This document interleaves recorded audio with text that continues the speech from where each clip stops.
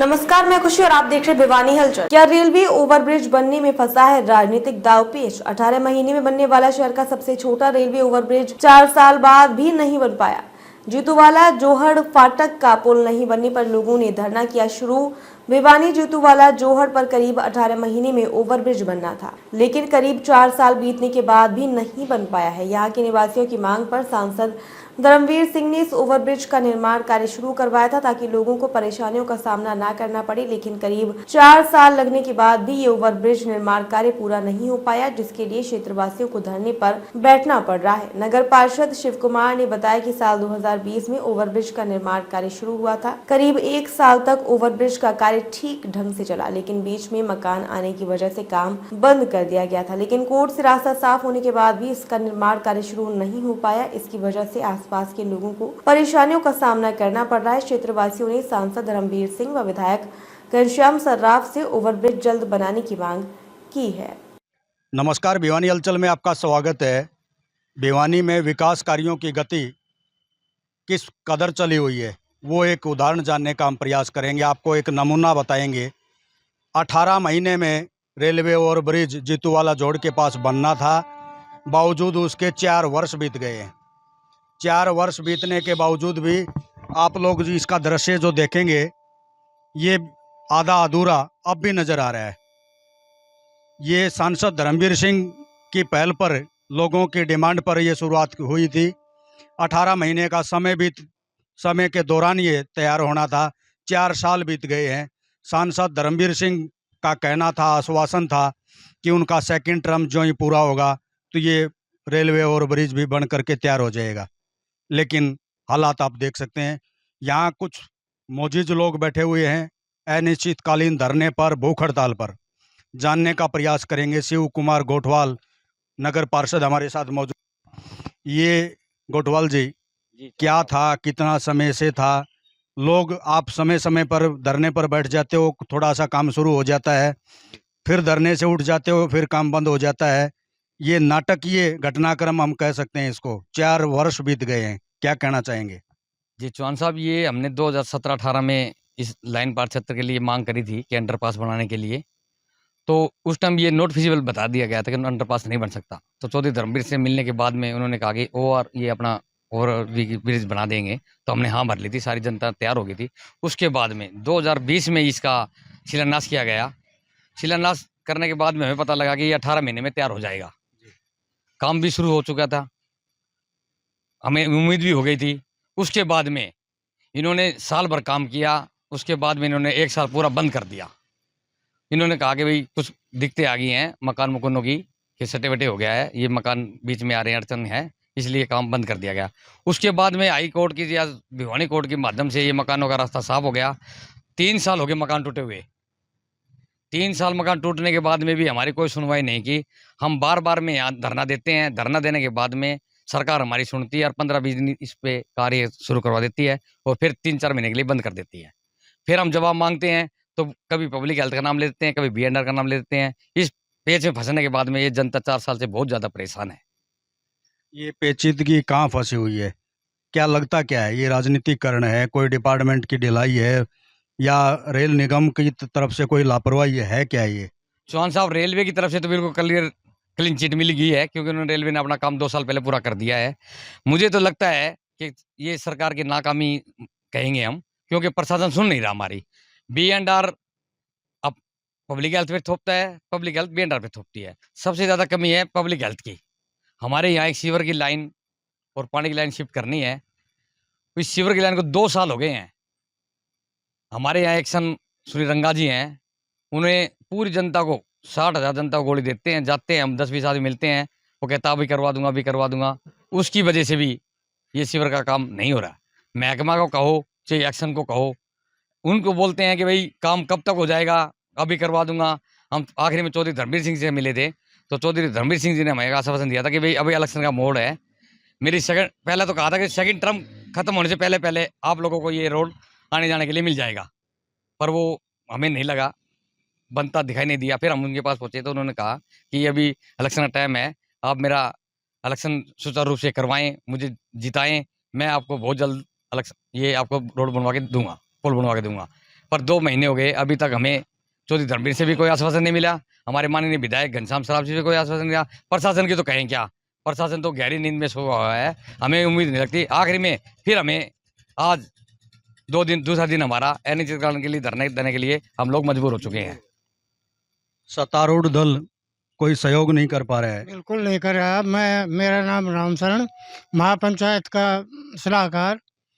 अब हम 4 साल में कम से कम हमने कोई भी डिपार्टमेंट, कोई भी राजनीतिक आदमी नहीं छोड़ा जिसके पास हम ना गए हों, लेकिन हमारी इस पुल के बारे में कोई सुनवाई नहीं हुई। लाइन पर कम से कम 35,000 वोटें और 60,000 आदमियों की यहाँ रिहाइश और 20 गांव के आदमियों का यहाँ आना जाना है। उसके बावजूद भी मतलब कोई भी हमारी सुनवाई नहीं हो रही है। आखिर में हमें मजबूर हो गए, अगर बरसात हो जाती है बच्चे स्कूल जाते हैं। अब एक हादसा हुआ था, 40 साल का लड़का था, उधर से लेके गया, हार्ट अटैक आया, उधर वो फाटक बंद थी, इधर लेके आए तो यहाँ जाम लगा हुआ था, वो मतलब भगवान को प्यारे हो गए।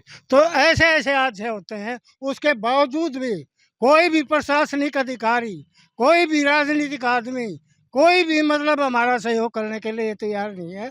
इस मतलब लाइन पार को तो ये समझते हैं कि सारी जो है कॉलोनी मतलब बेवकूफ़ आदमियों की बसी हुई है।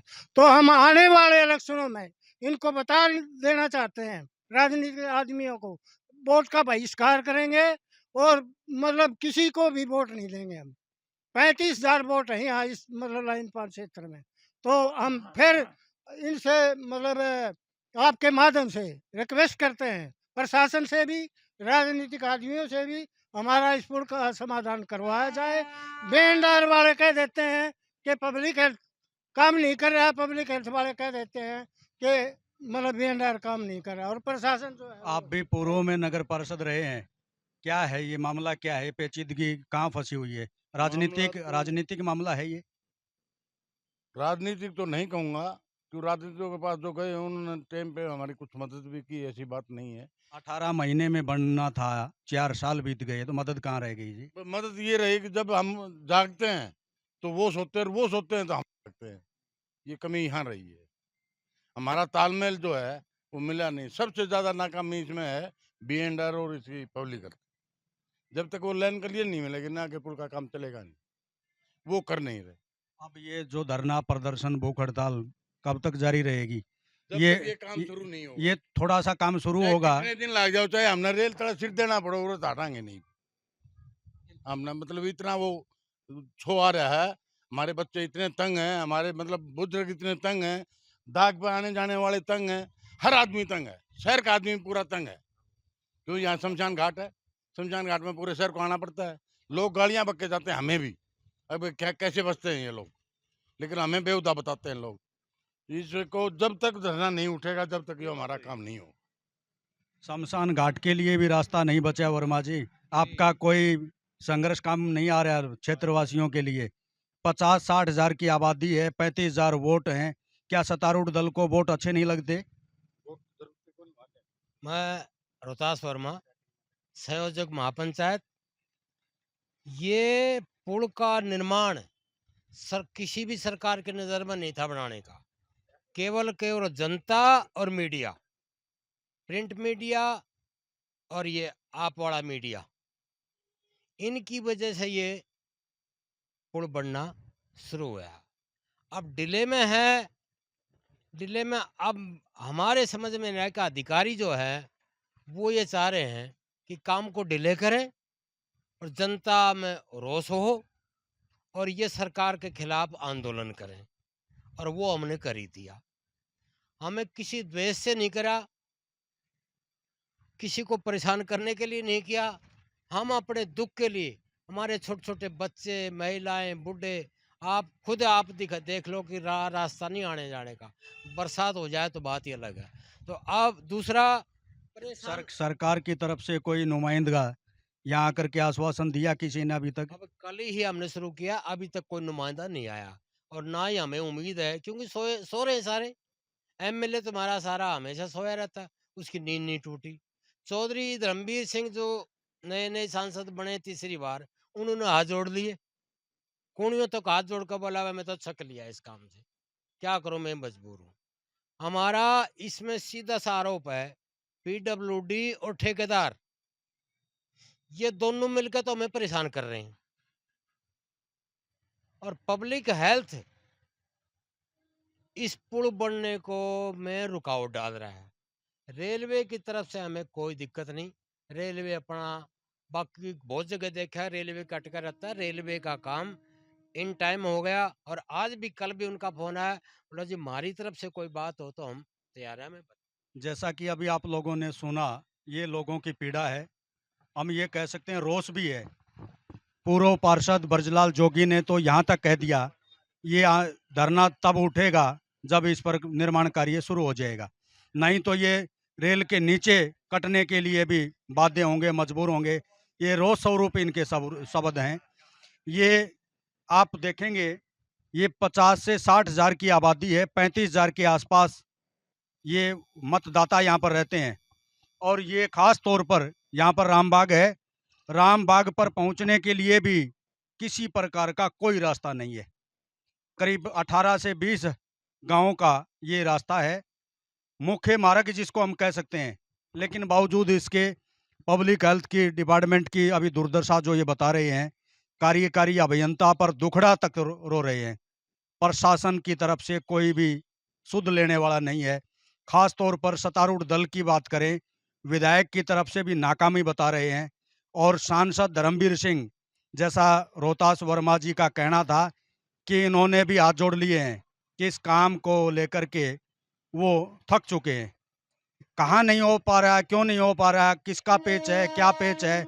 रेल निगम की तरफ से हरी झंडी है, लेकिन उसके बावजूद काम क्यों नहीं हो पा रहा है। ये आने वाला वक्त बताएगा कब तक धरने पर बैठे रहेंगे, कब तक आंदोलन चलता रहेगा या नाटकीय घटनाक्रम चलता रहेगा, काम शुरू होगा। ये सारा गर्भ में हम ये कह सकते हैं। एक और नए विषय के साथ हम बहुत जल्द हाजिर होंगे, तब तक के लिए नमस्कार। अब तक के लिए बस इतना ही, फिर होगी आपसे मुलाकात ऐसी एक और खबर के साथ। तब तक के लिए नमस्कार और देखते रहिए भिवानी हलचल।